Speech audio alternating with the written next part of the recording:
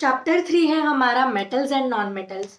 तो metals and non metals का base क्या है? मेटल्स आपको पता होना चाहिए कौन से होते हैं एंड नॉन मेटल्स क्या होते हैं। इनमें बीच इन दोनों में क्या डिफरेंसेस है ये आपको पहले तो पता होने चाहिए। मेटल किसको बोलते हैं, नॉन मेटल किसको बोलते हैं, मेटल्स कौन से स्टेट में होते हैं, नॉन मेटल्स कौन से स्टेट में होते हैं। ये सिंपल सिंपल क्वेश्चंस अगर आपको पता होंगे उनके आंसर्स, तो ये सारा जो मैंने एक्टिविटी दी है वो आपको समझ में आ जाएगी। जो क्वेश्चन नंबर 1 है उसमें था एमसीक्यू।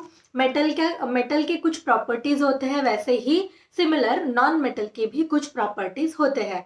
मेटल भी कुछ चीज़ों के साथ, ऑक्सीजन के साथ, एयर के साथ रिएक्ट होते हैं, वैसे नॉन मेटल भी रिएक्ट होते हैं।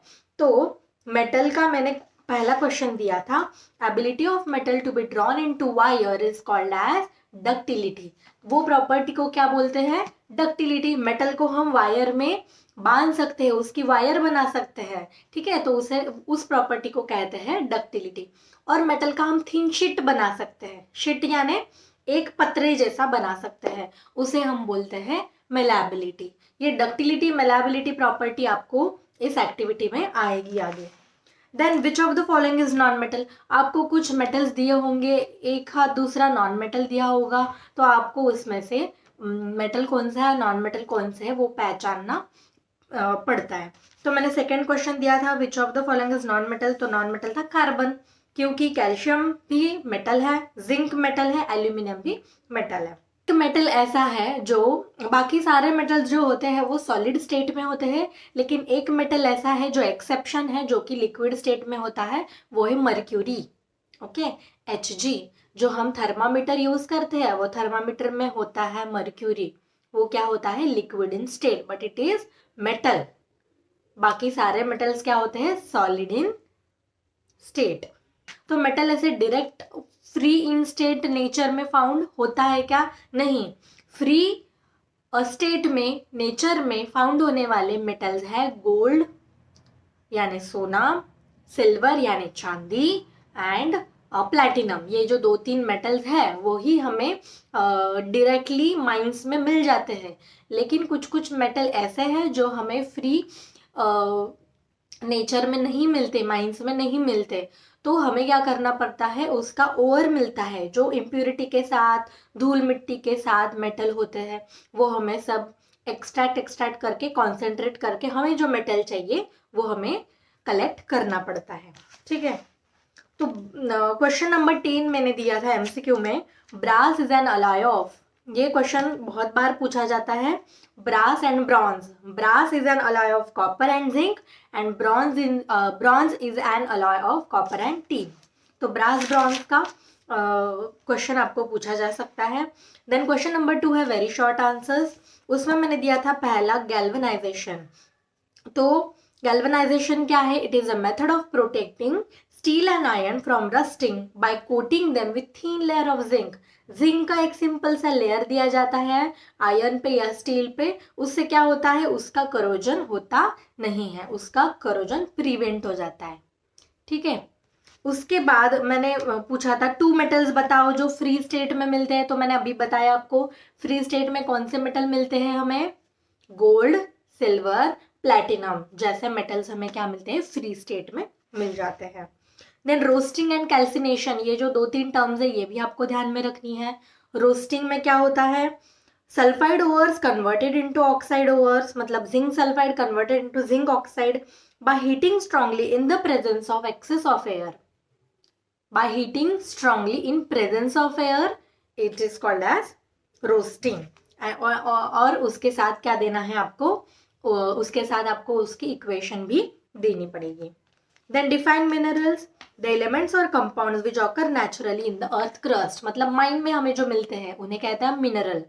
मिनरल का कन्वर्जन होता है ओवर में, ओवर हमें जो नेचुरली मिलता है, ओवर में से हम क्या निकालते हैं? गैंग्यू पार्टिकल्स। वो सब चीजें आपको ध्यान में रखनी है।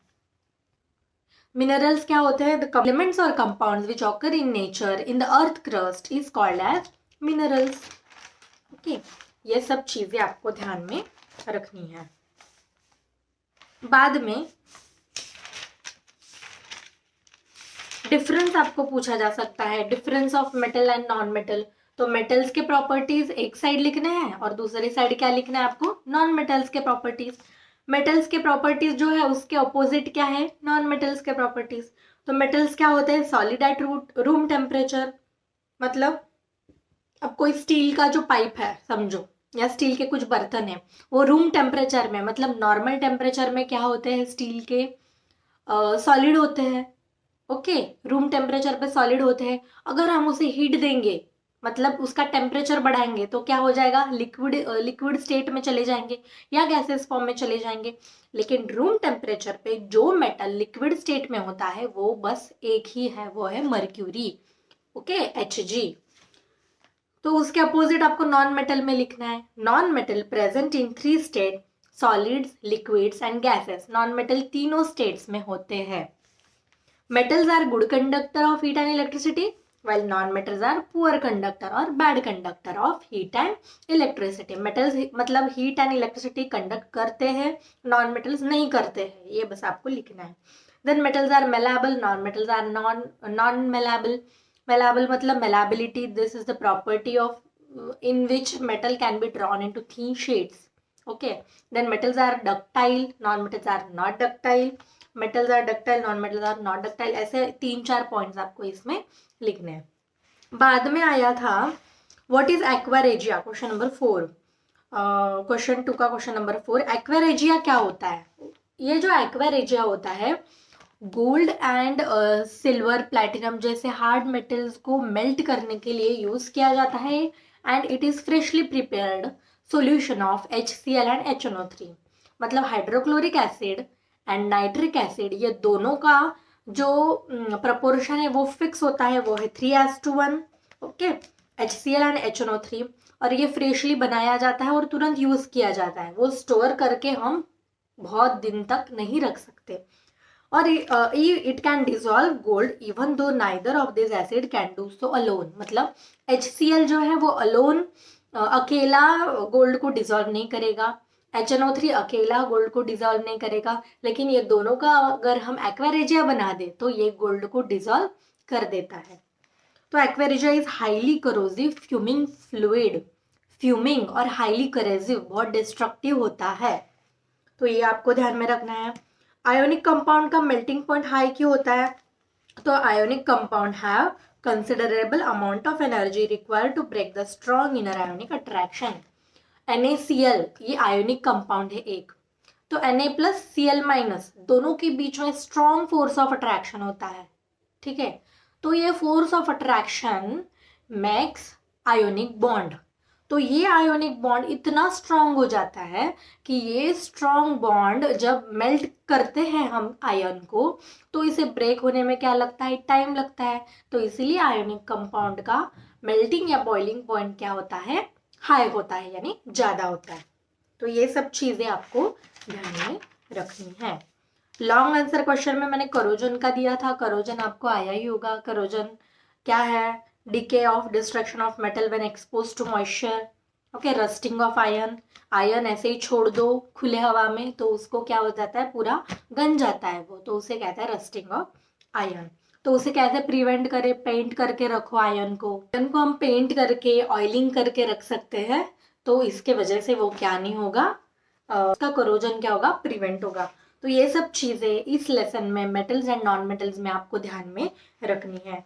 देन आपको समझ में आया ही होगा, मैंने बहुत सिंपल से क्वेश्चन दिए थे, और जो भी रिएक्शंस थे वो आपको सीधा प्रैक्टिस करके आपको ध्यान में बैठेंगे। जैसे आप रिएक्शन लिखोगे, प्रैक्टिस करोगे, किसका रिएक्शन किसके साथ होता है तो क्या प्रोडक्ट तैयार होता है, ये जब आप प्रैक्टिस करके बार बार लिखोगे तो आपको ध्यान में आ जाएगा। और समझो एक मेटल है, उसका ऑक्सीजन के साथ रिएक्शन हो गया, ऑक्साइड तैयार हो गया। ओके, समझो एक मेटल है, उसका हाइड्रोजन के साथ रिएक्शन हो गया, हाइड्राइड तैयार हो गया। सोडियम ले लो, मर्क्यूरी ले लो, मर्क्यूरी अगर ऑक्सीजन के साथ रिएक्ट हो गया, मर्क्यूरस ऑक्साइड तैयार हो गया। आयन ऑक्सीजन के साथ रिएक्ट हो गया, आयन ऑक्साइड तैयार हो गया। तो ये गंजता है जो आयन, तो उसमें Fe2O3 तैयार हो जाता है। ठीक है, तो ये गंज जो जाता है आयन, तो Fe2O3 मतलब उसका ऑक्साइड फॉर्म तैयार हो जाता है, वो गन जाता है और फिर उसको प्रिवेंट करने के लिए हम उसको क्या करके रखते हैं, पेंट करके रखते हैं, ऑयलिंग करके रखते हैं। ये सब रिएक्शन आपको रिलेट करके ध्यान में रखनी है, फिर आपको वो समझ आएगी। ओके, आई होप आपको सब क्वेश्चन समझ में आए होंगे। Thank you.